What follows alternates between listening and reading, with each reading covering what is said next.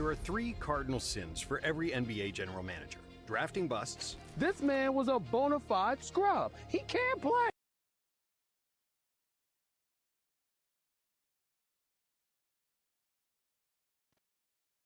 What is up, YouTube? Late night and trading away reacts. Hall of Famers.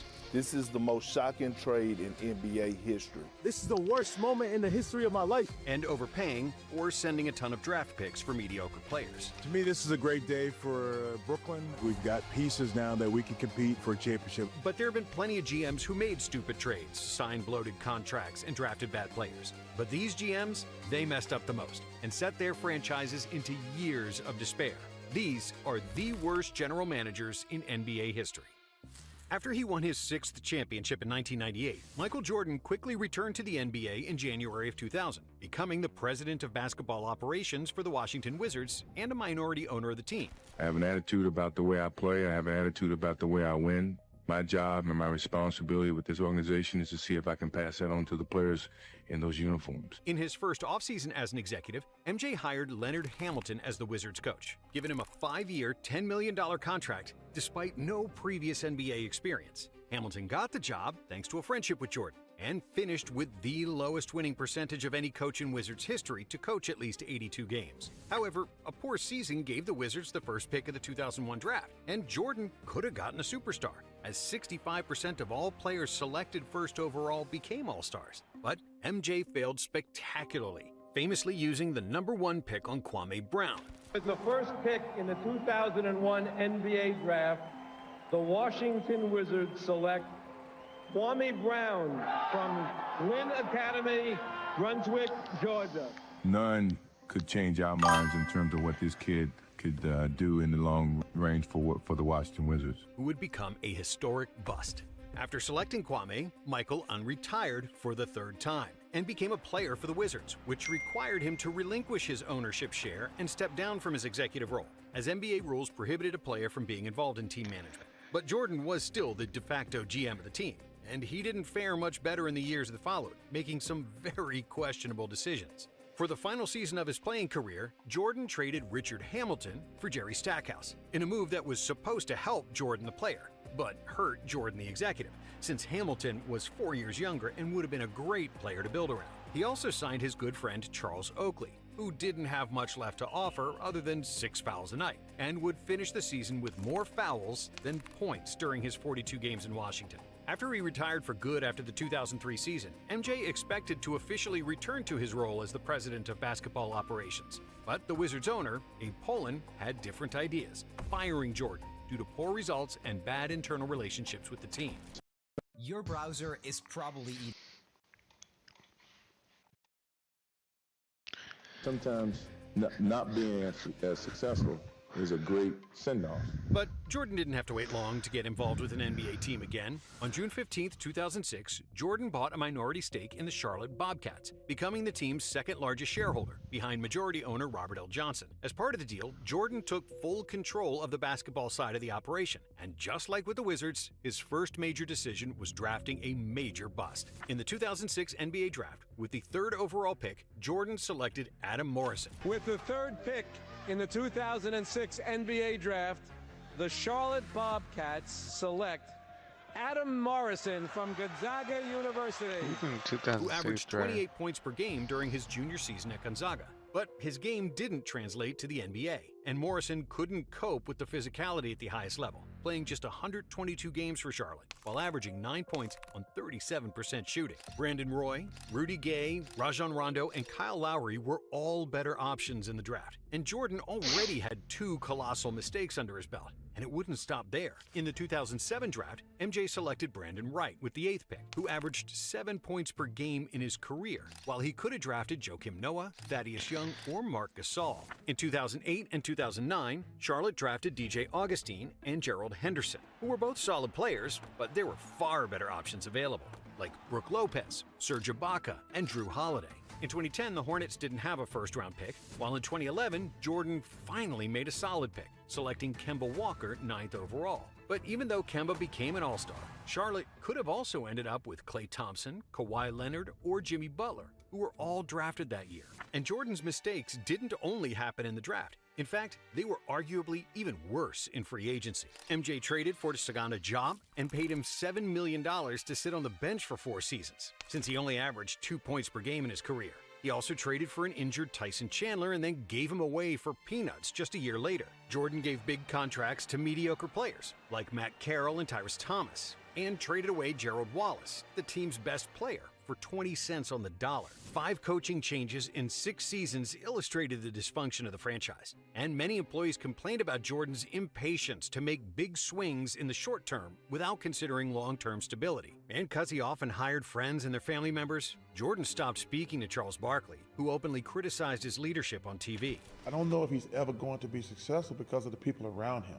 I think he hires too many of his friends, and because your friends don't ever tell you no. In 2011, Jordan decided to back off, hiring Rich Cho as the team's manager. However, Cho couldn't do much as the team hit rock bottom during the 2012 season, when Charlotte finished with a 7-59 record, a winning percentage of just .106, becoming the worst team in NBA history. Jordan sold the Hornets for $3 billion in 2023, after becoming a majority owner for $275 million in 2010. And despite making a huge profit and securing Charlotte's future as an NBA franchise, Jordan's era was a colossal failure.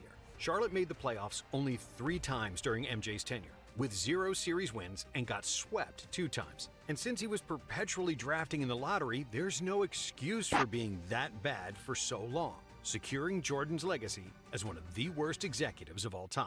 And even though most general managers made personnel mistakes across several seasons, what the LA Clippers managed to do in 1977 borderlines on insanity. Back then, the Clippers were known as the Buffalo Braves, and they were reasonably successful, with 3 consecutive playoff berths and plenty of talent on the roster. See, the Braves had 3 Hall of Fame players in their prime, plus a Hall of Fame coach, and in the space of just 1.5 years, they messed it all up, with arguably the worst executive decisions, not just in the NBA, but in all of sports. First, after they lost the 1976 conference finals, the Braves fired coach Jack Ramsey, who would go on to win the NBA title with Portland the very next season. 2 months later, when the ABA merged with the NBA, Buffalo got incredibly lucky to select Moses Malone in the expansion draft. Malone was already an all-star in the ABA, but when he came to the Braves, they inexplicably kept him on the bench. And when Malone protested, they traded him just 2 weeks into the season in exchange for 2 first-round picks. Malone would go on to win 3 MVP awards, 12 All-Star selections, and he's in the top 5 all-time in rebounds and the top 10 in points. But the Braves and their general manager Bob McKinnon weren't done there.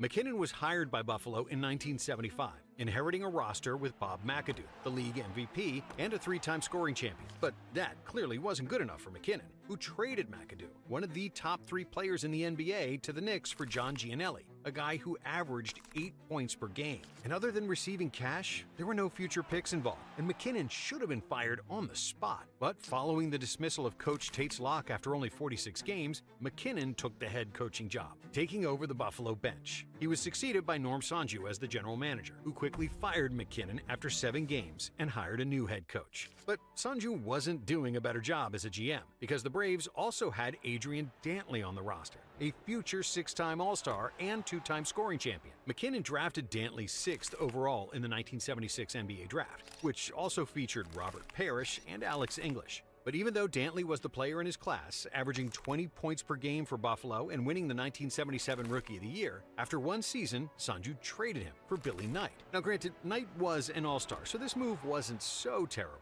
or at least it wouldn't have been if the Braves hadn't also traded Knight after only 1 season, along with Tiny Archibald, another future Hall of Famer, for a bunch of nobodies. And to be fair, Archibald tore his Achilles and never played a game for the Braves. But to acquire him, the Braves gave up 2 picks that would become Michael Ray Richardson and Cliff Robinson, who both became stars in the following decade. If they kept the 3 future Hall of Famers in Malone, McAdoo, and Dantley, along with a Hall of Fame coach, Jack Ramsey, the Braves could have dominated the league for the next 15 years. But, like 2 drunk millionaires, McKinnon and Sonju squandered everything in Buffalo for 10 cents on the dollar in less than 2 seasons. And in 1978, after relocating to San Diego and becoming the Clippers, the franchise that once resided in Buffalo was quickly on the move again.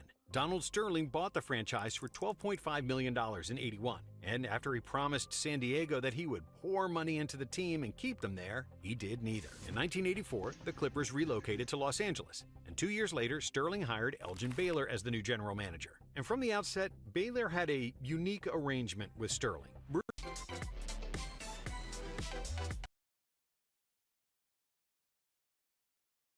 Virtually every owner in sports demands winning as a mandate from their GM. But Baylor's main task was to keep the Clippers under the salary cap and not overspend on free agents, which guaranteed him job security no matter how bad things got. And apart from being cheap, Sterling was known for being a tyrant and a racist. Do you think he's a racist? Of course he is. There's no doubt in my mind now. And with such a bad working environment, no free agent ever wanted to sign with the Clippers, who quickly became the laughingstock of the NBA. Still, despite his hands being virtually tied in free agency, Baylor had the complete freedom to draft whomever he wanted, since the NBA newcomers were bound by rookie salaries, thus not impeding Sterling's quest to save money. And even though he had a plethora of opportunities to draft a superstar, Baylor never managed to do so during his 22-year tenure as the Clippers GM.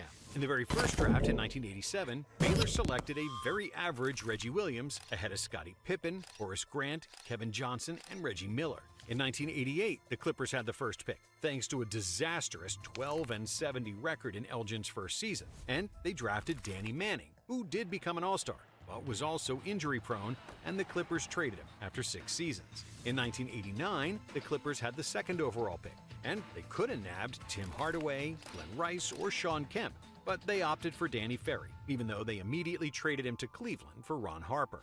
And for the next 5 seasons, the Clippers drafted horribly, but managed to squeeze into the playoffs twice, losing in the first round both times, until they inevitably sank to the bottom in 1995, which earned them the second overall pick. Baylor had the choice to draft Rasheed Wallace, Kevin Garnett, or Jerry Stackhouse, but instead he selected Antonio McDyess, who was a solid player, making one All-Star team, but for the Nuggets, as the Clippers traded him on draft day for Brent Barry and Rodney Rogers, neither of whom were as good as McDyess. In the famous 1996 draft, which many consider the best of all time, Baylor had the 7th overall pick and could have selected Kobe Bryant. Kobe worked out for the Clippers, and they told him it was the best workout they had ever seen, but that they weren't going to draft him because he was 17, and they wanted to be taken seriously. We want to turn things around with our organization, and we felt like if we drafted the 17-year-old kid, then the city of Los Angeles wouldn't take us seriously. And so they said, we can't draft you. So they selected Lorenzen Wright, who averaged 8 points per game, while they could have still drafted Kobe, Steve Nash, and Peja Stojakovic, who all ended up as Hall of Famers. And after another first-round playoff exit in 1997, the Clips once again touched rock bottom in the following season, which secured him the first overall pick in the 1998 draft. But if Baylor dropped the ball on the previous 11 drafts, he really messed up this one, drafting the infamous Michael Olowokandi, aka Candyman, who is considered one of the biggest busts of all time, while he could have selected Vince Carter, Paul Pierce, or Dirk Nowitzki. In 2001, the Clippers again could have gotten a franchise-changing player with the 2nd overall pick, but they ended up trading the pick for Elton Brand, who became an All-Star in his first season, but failed to bring playoff basketball for the Clippers. And then in 2002, Baylor messed up again, drafting Chris Wilcox ahead of Amari Stoudemire. It would take until 2006 and the arrival of the first major free agent, Cuttino Mobley, and a trade for Sam Cassell that the Clippers finally made the postseason and won the first playoff series in Baylor's GM career, after which he was shockingly voted as the Executive of the Year. The 2008 season was Baylor's final year as the Clippers GM, and ironically, it was his best year in terms of draft selections, after he selected Eric Gordon with the 8th pick and found DeAndre Jordan in the 2nd round. However, it was too little too late, as even someone who never watched basketball could hit on a few good players in 2 decades, and in Baylor's case, there were far too many misses. During his tenure, the Clippers had 12 different head coaches and made the playoffs only 4 times, with a single series win in 22 years and an atrocious 607 to 1153 record. But Baylor and Jordan weren't the only great players turned bad GMs. MJ's main rival during his playing days didn't fare much better as an executive. To this day, he's still hated among the Knicks fans. Isaiah's first NBA job after his playing career was in Toronto, where he did pretty well as the GM of the Raptors, drafting Damon Stoudemire, Marcus Canby, and Tracy McGrady. However, Isaiah also wanted an ownership share, and when he couldn't get it, he left the team, after which he became a head coach for the Pacers. When Larry Bird became the Pacers team president, Isaiah was fired, And in December of 2003, Thomas joined the Knicks as their new GM. And just like with the Raptors, Isaiah proved that he had a good eye for talent, drafting pretty well. Trevor Ariza was the biggest steal of the second round in the 2004 draft. Channing Frye, David Lee, and Wilson Chandler were all good first-round picks by Isaiah, while Ronaldo Balkman proved to be the only flop, especially since he was drafted ahead of Rajon Rondo. But overall, Isaiah didn't make major mistakes.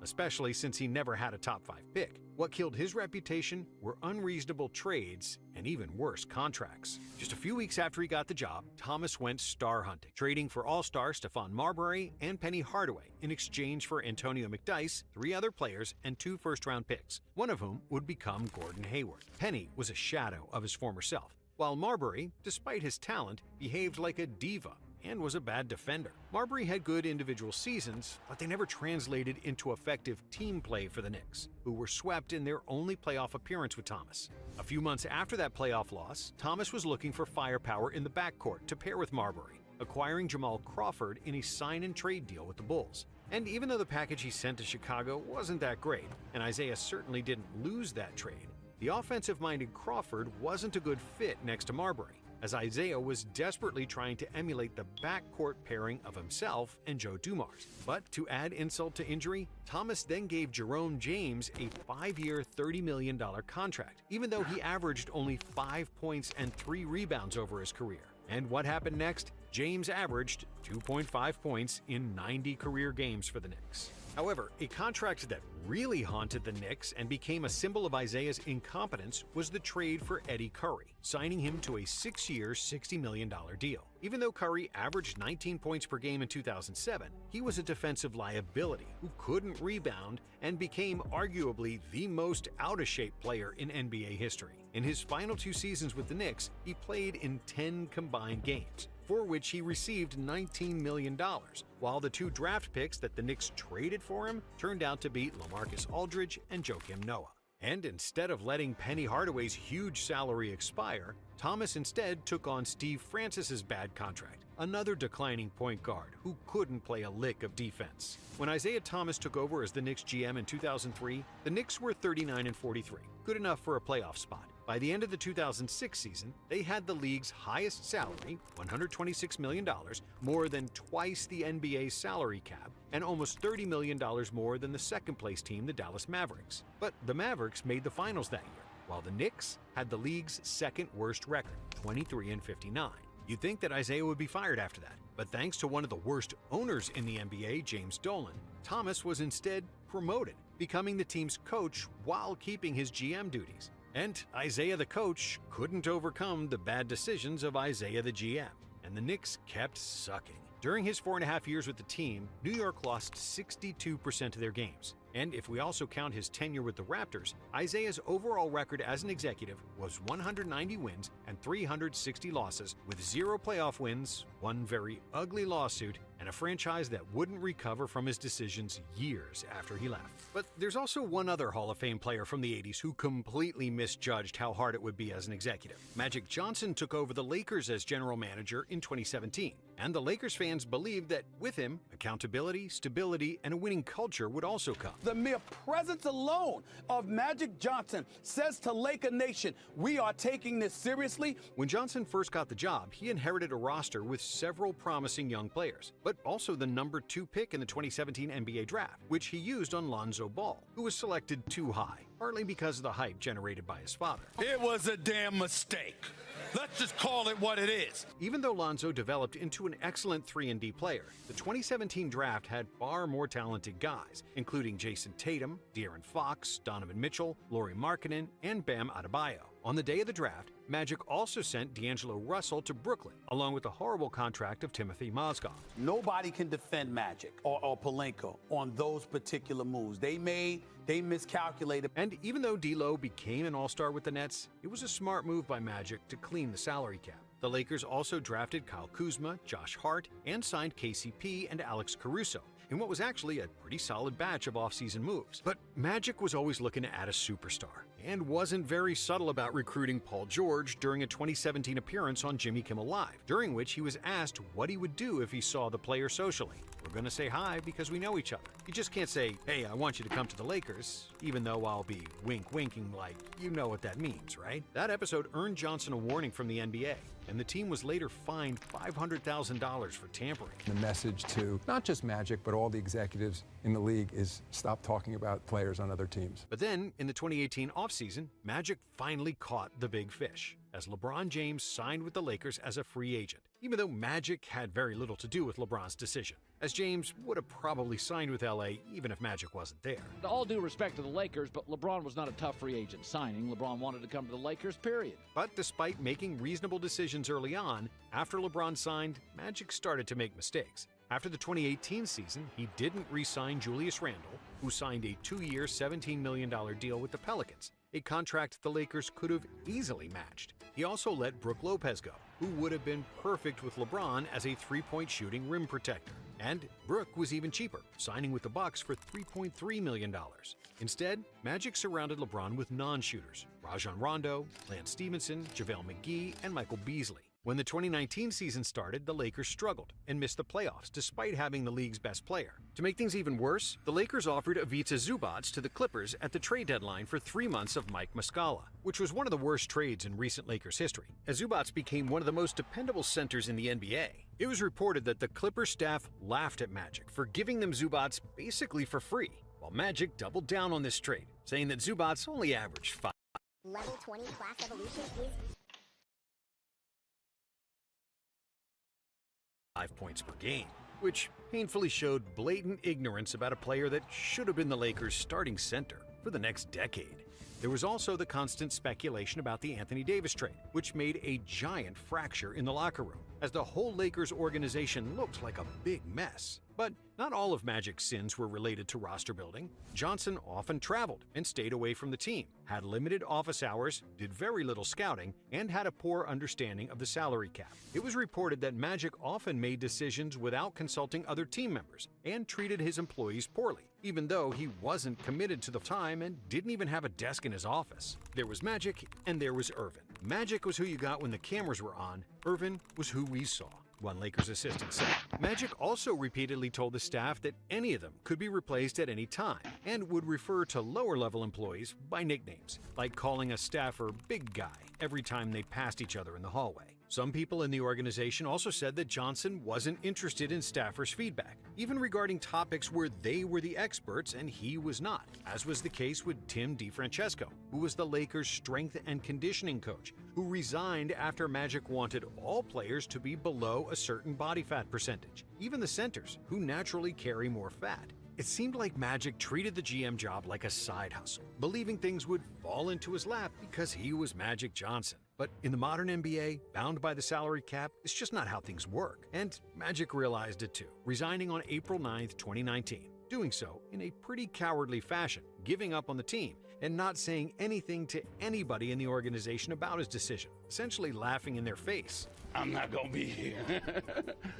A month after his resignation, Johnson appeared on ESPN's First Take and said that the Lakers general manager, Rob Pelinka, was the real reason why he left. No, just Rob. Johnson didn't hold back, saying that Pelinka placed false accusations that Magic wasn't working hard or showing up at the office enough. I start hearing, Magic, you're not working hard enough. Magic's not in the office. And that he was tired of all the backstabbing within the organization. Things being said behind my back, especially when I got to work beside you, knowing that you want my position. Now, Pelinka said that Johnson's allegations weren't true and were surprising to hear. These things are surprising to hear and disheartening. They're just simply not true. But a report later came out that might have confirmed Magic's words. Bleacher Report senior writer Rick Bucher reported that the Lakers owner, Jeannie Buss, and Pelinka mistakenly included Magic in emails that were critical of Johnson and some of the decisions he was making. My understanding is that there were some emails that were exchanged between Rob and Jeannie about Magic and about what Magic was and wasn't doing. They were critical emails, and somehow Jeannie was CCing Magic on everything. That was sort of protocol, standard issue. So Magic was seeing emails from Rob to Jeanie that were critical of what he was doing. Johnson also said that he no longer had the power to make decisions as president, feeling that too many people were involved in the decision-making process and that Jeanie kept changing her mind about coach Luke Walton, whom Magic wanted to fire while Buss wanted Walton to stay. After Johnson stepped down, Pelinka became the new general manager, and the Lakers won the championship in the following season, largely due to a trade for Anthony Davis and surrounding LeBron with shooters. But not all bad general managers were former NBA legends. Take Billy King, for example, who was nothing more than a decent college player, but who still managed to screw up not one, but two NBA franchises. King started his career with the Philadelphia 76ers in 1998, inheriting a roster with superstar Allen Iverson. But even though the Sixers made their legendary run to the NBA Finals in 2001, King failed to find the next All-Star player to pair with AI. In the 1998 draft, King passed up Dirk Nowitzki and Paul Pierce in favor of Larry Hughes. In 2001, he drafted Sam Dalembert ahead of Tony Parker and Gilbert Arenas. And in other seasons, he rarely even had a first-round pick, due to trades for declining veterans like Chris Webber. One of King's worst moves came in 2006, when he dealt Iverson to Denver for just Andre Miller and 2 late first-round draft picks, which disgusted Sixers fans and eventually got him fired in 2007. But it didn't take long for King to get hired again, and in 2010, Billy became the new GM of the Nets, where he completely messed up. With a complete disregard for draft picks, King made a series of trades that yielded little in terms of results, but severely derailed a team for the future. In 2011, he sent Derek Favors, Devin Harris, and 2 first-round picks for Darren Williams, which wasn't a bad deal since Darren was an all-star point guard in the prime of his career. In the 2011 draft, King selected Juwan Johnson, whose career lasted for 36 games, while Jimmy Butler was still available. And at the trade deadline, he traded a first-round pick that turned into Damian Lillard for the declining and expensive Gerald Wallace. The Nets then gave up a first-rounder to the Hawks for Joe Johnson's hefty contract, which heavily burdened the salary cap. But the absolute massacre of a trade happened in 2013. Let me respawn in Rome, please. You freaking ads, bro. King made a trade with the Celtics for Kevin Garnett, Paul Pierce, and Jason Terry, who were a combined 110 years old and were on one-year deals. For the ancient package from Boston, the Nets paid a king's ransom, 5 players and 4 first-round picks, which later turned into Jaylen Brown and Jason Tatum. After the Nets got dominated by LeBron in the 2014 playoffs, Pierce and KG left, and Brooklyn was stuck with a bad roster and no first-round picks, which crippled their franchise for years. And because of that, King was fired during the 2016 season. However, under King, the Nets at least made the playoffs. But what about a GM who had 4 losing seasons, lost 72% of all games, and drafted Johnny Flynn ahead of Steph Curry? It's David Kahn, the Timberwolves general manager from 2009 until 2013, who seemingly couldn't do anything right. When he got hired in 2009, Kahn was blessed with 4 picks in the first round, a general manager's dream. With the 5th pick, he selected Ricky Rubio, followed by another point guard, Johnny Flynn, with the 6th pick, while Steph Curry got drafted 7th by the Warriors. Kahn then drafted yet another point guard at number 18, Ty Lawson, and immediately traded him to the Nuggets, where Lawson had a very productive career. He then traded for a historic bust and hothead Darko Milicic, and later signed him to a big $20 million extension, even though nobody in the league wanted anything to do with Darko, and Kahn could have gotten him for a minimum contract. He also traded Al Jefferson to the Utah Jazz for Costa Koufos, which was another colossal mistake, and then swapped Koufos for an overweight Eddie Curry, which made 0 sense whatsoever. In the 2011 draft, which was one of the stacked classes of all time, Kahn selected Derek Williams, who averaged 9 points per game in his career, while he could have drafted Klay Thompson, Kawhi Leonard, or Kemba Walker, among many other players who had better careers than Williams. The Splash Brothers could have played in Minneapolis instead of Golden State, but thanks to David Kahn, the Timberwolves drafted poorly, made horrible trades for bad players, and signed mediocre players nobody wanted. However, missing out on great players in the draft can happen to everybody. But what about trading one of the best players in the NBA in the middle of their prime just because he likes to drink a beer after making the NBA Finals? Of course, we're talking about Nico Harrison, who will forever be remembered for trading prime Luka Doncic to the Lakers. and failing to get more than one first-round pick for one of the biggest NBA superstars. But trading Luka wasn't the only mistake Nico made. There were several highly dubious decisions during his 4-year tenure in Dallas. The first major red flag came when he traded Kristaps Porzingis, who, despite his injury history, was a legitimate second option next to Luka, averaging 20 points, 8.8 rebounds, and 1.7 blocks per game over 3 seasons with the Mavs. I always want to hit a home run, but we definitely we're better off today than we were yesterday. Instead of maximizing his value, Harrison flipped him for Spencer Dinwiddie, who was inconsistent at best, and Davis Bertans, whose 5-year $80 million contract was one of the worst in the league. And in his most unforgivable move after the Luka trade, Harrison allowed Jalen Brunson to walk to the New York Knicks without even making a serious offer to keep him. Brunson, who had just averaged 21.6 points and 3.7 assists in the 2022 playoffs, became a superstar for the Knicks, and the Mavericks could have signed him at a discount rate.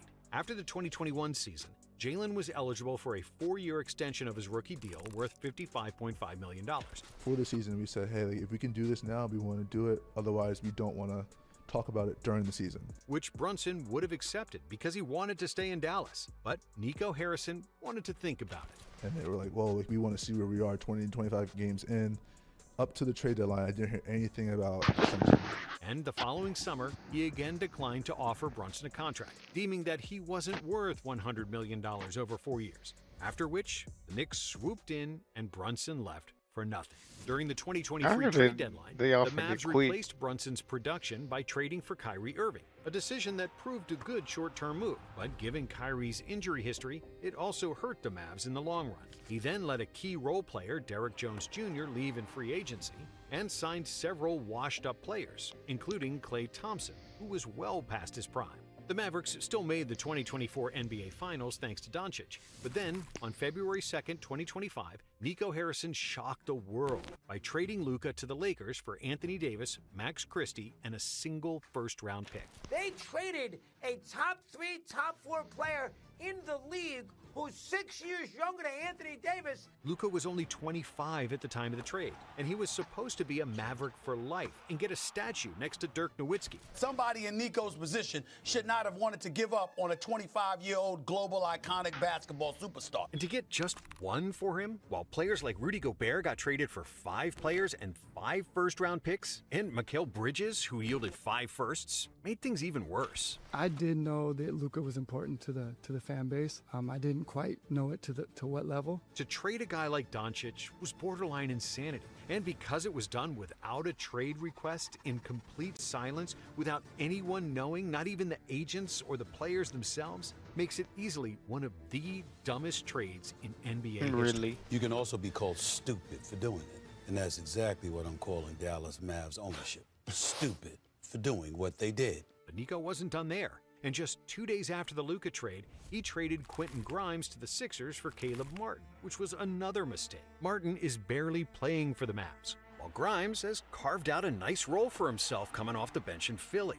And even though they lucked out and got the #1 pick in the 2025 draft, which gave them the opportunity to draft Cooper Flagg, the Mavs will almost certainly miss the playoffs for the 2nd consecutive season after making the NBA Finals. And the only guy to blame for that is Nico Harrison. When you have 20,000 people in this stadium chanting "Fire Nico," you really feel it. Finally, to save face and clear the negative energy around the franchise, the Mavericks fired Nico after a poor start to the 2026 season. But nothing can bring Luka back. And for that, Nico Harrison will forever be remembered as one of the worst general managers ever.